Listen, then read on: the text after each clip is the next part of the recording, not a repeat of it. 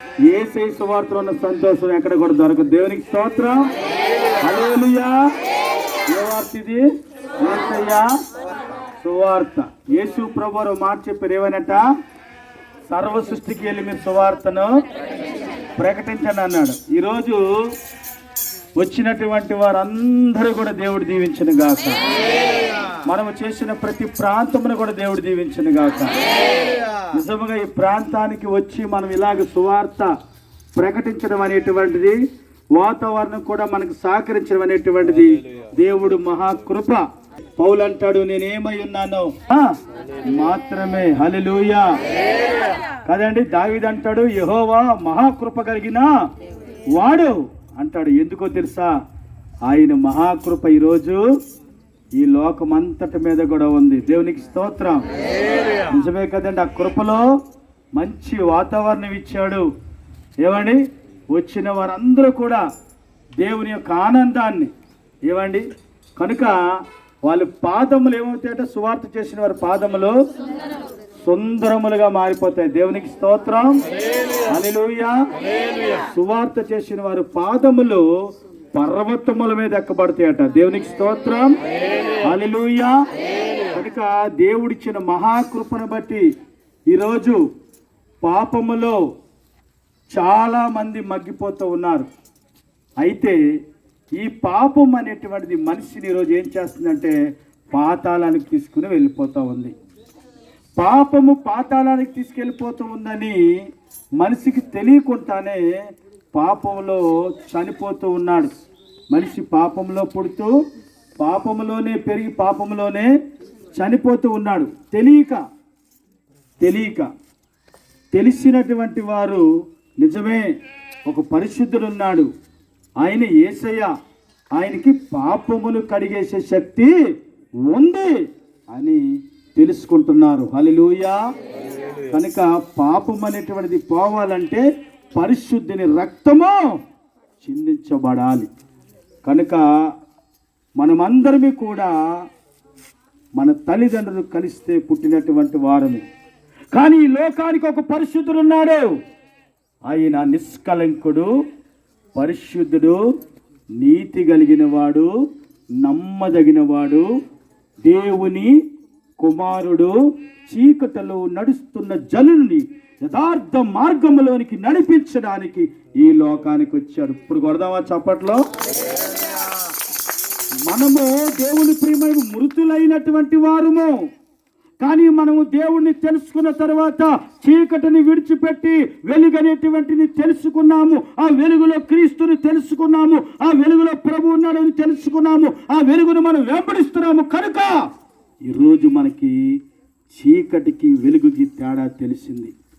లేకపోతే మనము కూడా నూతిలో కప్పల్లాగా మనము కూడా ఎక్కడేసిన గొంగలి అక్కడే ఉండేటువంటిది. కానీ సత్యము తెలుసుకొని సత్యాన్ని వెంబడించాలని మనం ఎప్పుడైతే తెలుసుకున్నామో, మృతులైనటువంటి మన జీవితాల్ని దేవుడు మరలా తిరిగి ఆయన లేపాడు. గనక మా అనీతిని తీసివేసి నీతి అనేటువంటి గొప్ప కృప మనందరికీ ఆయన రక్షణ ద్వారాగా దయచేశాడు. హల్లెలూయా.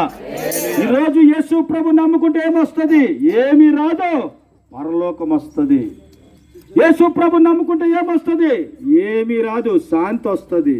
యేసు ప్రభు నమ్ముకుంటే ఏమొస్తుంది? నీకు నిత్య జీవం వస్తుంది. యేసు ప్రభు నమ్ముకుంటే ఏమొస్తుంది అంటే ఆయన నీకు మాట్లాడే దేవుడు.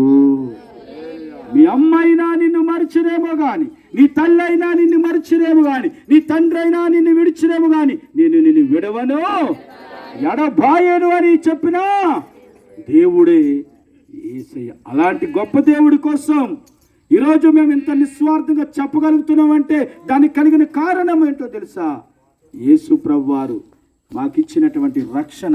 ఈ లోకంలో ఉన్నటువంటి అనేకమైన వాటికి దాసోహం అయిపోయిన మా జీవితాన్ని విడిపించి నేనే దేవుడిని, ఐఎమ్ ఓన్లీ వన్ గాడ్, నజరేయుడైన యేసు, ఆయనే ఒక్కడే దేవుడు అని రోజు మేము చెప్పగలుగుతున్నామంటే దానికి కలిగిన కారణం ఏంటో తెలుసా?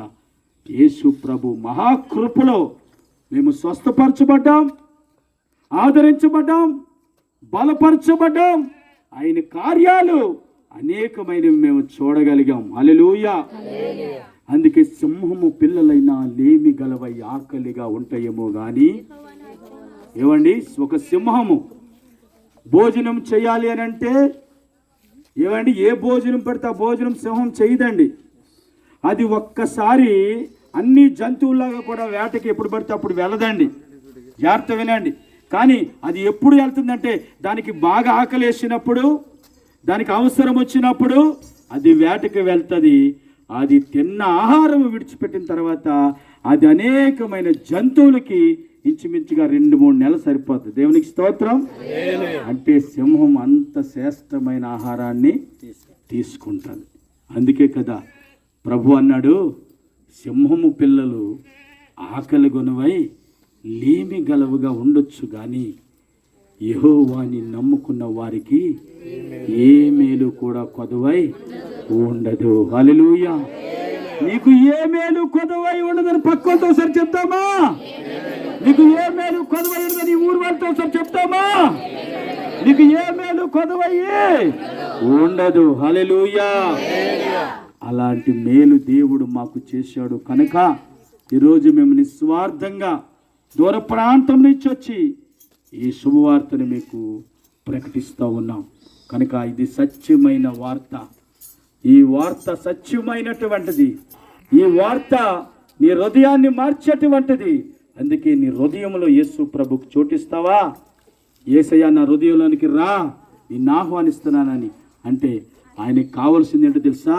విరిగి నలిగినటువంటి నీ హృదయము దేవునికి ఇష్టమైన, చాలా ఇష్టమని హృదయం. ఈరోజు మా హృదయాల్లో యేసు ప్రభు ఉన్నారండి. నీ హృదయంలో కూడా యేసు ప్రభు కావాలి. మా కలిగిన సంతోషం నీకు కూడా కావాలా? మా కలిగిన స్వస్థత నీకు కూడా కావాలా? మేము కలిగిన ఆనందం నీవు కూడా పొందుకోవాలనుకుంటున్నావా? అయితే దేవుడు చెప్తున్నాడు, నా సహోదరి, నా సహోదరుడా, ఆనందం నీకు కూడా నేను ఇస్తున్నాను. ఆ సంతోషాన్ని నీకు కూడా ఇస్తున్నాను.